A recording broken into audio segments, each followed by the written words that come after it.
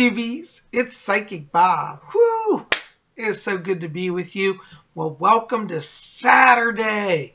It's time for our Saturday night seance. That's right. For those of you who are new here, this is a weekly tradition. Every Saturday we gather. We have a little seance circle. And if you were here in my home, I just have you pull up your chairs right around me here in a circle. That's how we used to do it in the spiritualist church. And you know, every week we would gather at somebody's house and a medium would go into trance and spirit messages would come through them. It was always fascinating. I tell you, it was amazing. I saw some fascinating things. And, you know, not a lot of people are doing this anymore. So I wanted to continue the tradition. So I'm welcoming you to join us here. Pull your chairs up. We're going to have our seance circle tonight. And, you know, I'm just glad you're here. And, you know, just to answer some questions, some people have been writing and saying, Psychic Bob, it's kind of weird when you go into trance. It's like you're being possessed. Are you in danger?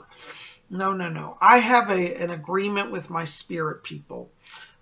Fletcher is my main guide. He's what I call a gatekeeper spirit. So he regulates who comes through. He protects me. I'm not a medium who just lets anybody come through. I have a very few people that I work with. And, you know, I work with guides that I know, that I've built up a rapport with and have a trust with. So it is what we call an overshadowing. My shadow is, my consciousness, can't talk today, is overshadowed by spirit consciousness. And so they take control of my physical body temporarily. And I like to emphasize that temporarily. It's not possession. Possession is when a spirit forces itself into somebody's body against their will and dominates their will. Channeling is very different than that. Channeling is not at all like that. Channeling is a partnership. I lend energy to the spirits so that they can come through. I open myself. They merge with me. We have a working partnership. Nothing scary. It's not a possession. And at any point, if I feel scared or want to come out of trance, I can come out of trance and they have to leave. So there's no control except the control I give them. Okay, so anyways, good questions. I'm glad a lot of you have been following this and are interested in channeling. So we're going to get into it here. So I'm going to go into trance and I'll see you when I get back. Okay.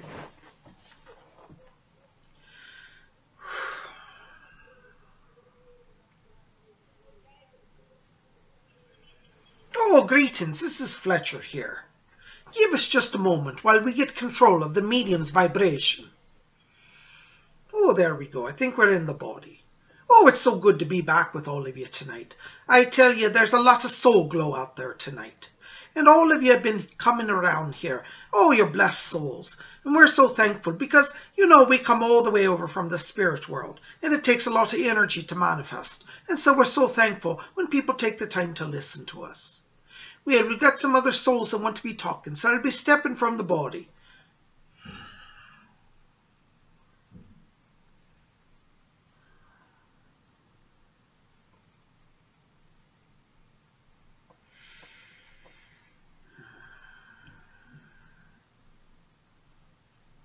You know, as a young man, I gave myself over to less than audible spirits. It is true that I worked in necromancy and in various forms of ceremonial magic. In those younger days, the years of my youth, I had the concept that I could control the spirit world. I would conjure dark entities from the Goetia, and I would call upon demonic forces. Me and my colleagues, we thought that this was grand. We thought that we were being important people. But the fact of the matter is that we were playing with fire. In the spirit world, there are beings of light and beings of darkness, and each are equally accessible. This is why when you begin on your spiritual journey, you're cautioned to listen to your teachers and not get too ahead of yourselves. Our medium here, I know from speaking with Fletcher that he had a great fear of channeling. For a long time he thought that if he were to channel, he would be overtaken and controlled. This is not the situation as he has explained to you. And I must tell you that this, for me as a spirit, is even a new experience as well. As I said in my younger day, I did ceremonial magic, and it was the ceremonial magic that I thought that I could control spirits. We had some harrowing times in that experience. I conjured up a spirit one time, and it shattered the glass in the room that we're in. All the glass and all the windows broke simultaneously. You know, people that would have come in the next day thought that we had a wild drunken party and smashed up the house, but the fact is that it was spirit energy that did that. So know that those things that are in the etheric realm can manifest in the material realm. The veil between the worlds is much thinner than many people realize. This is why we caution people always against playing, you see. And this is what I used to do. I used to play with these subjects. And, you know, it is not something you trifle with, for the spirit world is very real, and the destruction can be very immense. I have heard tales of those who have conjured spirits and not known how to dismiss them, and then were haunted by them, and like my own self had this physical destruction as a result. Remember the axiom, as above, so below, as below, so above. What this means is that everything that exists in your plane, in the material plane, can be manifest in the spirit world, and vice versa. You see, if you have criminals upon the earth, if you have evil entities such as Hitler, such as robbers and murderers, these people do not cease to exist at death. They continue on, and their nature is still that of a corrupted soul.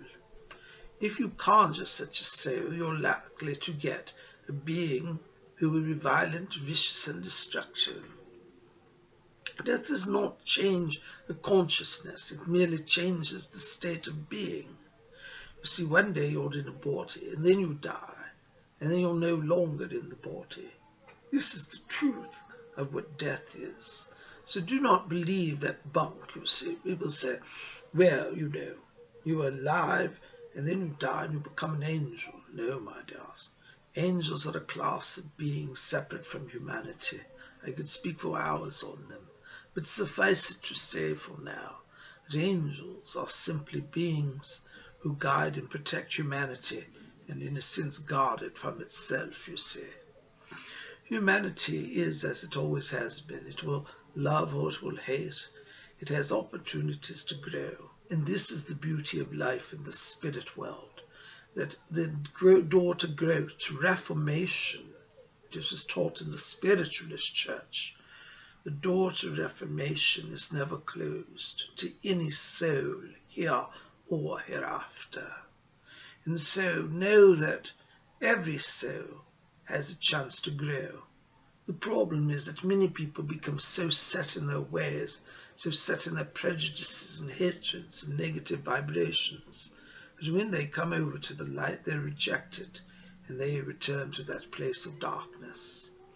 Yes, there are realms of light here, as well as realms of darkness, and the souls that wander in the realms of darkness can also be conjured and called upon by those on earth, and when they come, they bring with them their negativity. This is a caution, and I do speak as someone who has previous experienced this reality. You must avoid black magic at all costs. Those who think themselves powerful through conjuring of demonic forces, these are people who are not wise at all. What power is there in evil? If you study universal law, you will know that evil is ultimately defeated.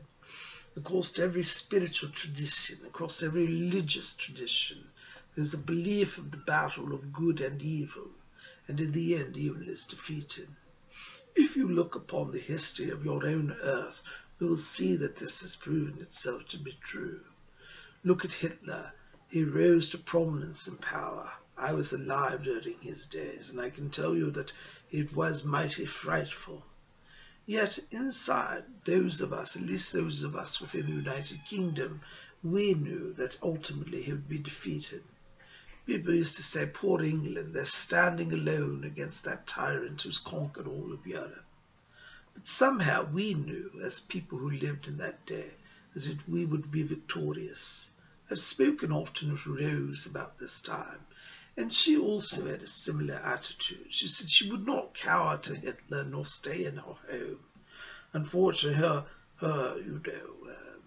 bravery, I should say, got her into trouble because it is how she died. You see. But it shows the spirit of the British people. We would not cower to Hitler, then nor now.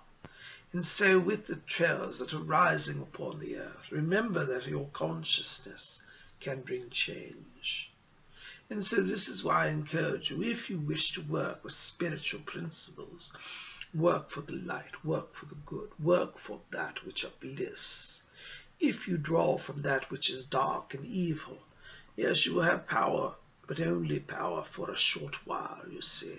Like Hitler, he rose to prominence and immense power, but that power could not sustain and ultimately failed.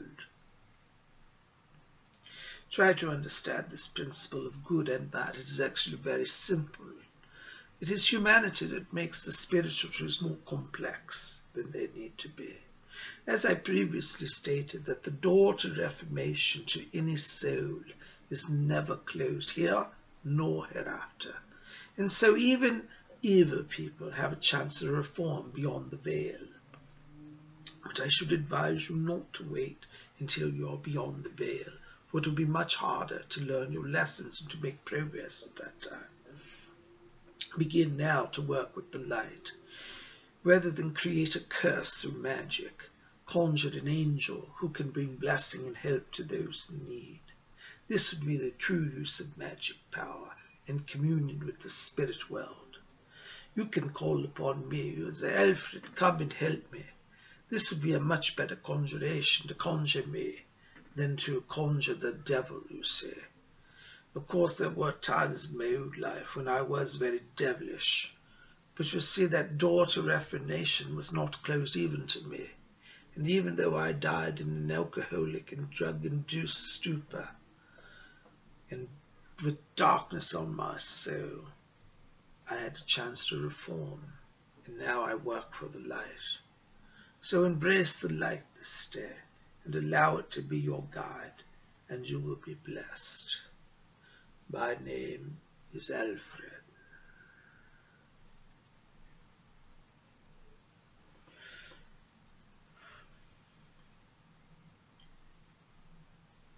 Oh, this is Fletcher here. Well, our medium's power is a little weak today. He's been doing an awful lot of work, so we're not going to overtax him today. But that was certainly a fascinating message there from our dear friend Alfred. Oh, and you guys got to see how bright his soul glows over here. You know, when he first come over, he looked like he'd just been pulled from a bin of ashes or a trash bin, and he was all covered in darkness and dust. Oh, but then since then, he's grown in the light, and he got himself cleaned up, and now he shines like an angel. Oh, and we're all blessed for it, and for his presence as well. Well, power of the medium's growing a little weak, so he'll be stepping from the body. But I want to say again, thank you for coming, and we'll be back with you soon. And we hope that you'll be remembering to call upon us. And before the power totally fades, let me give you my blessing and tell you that I'll be with you again. My name's Fletcher.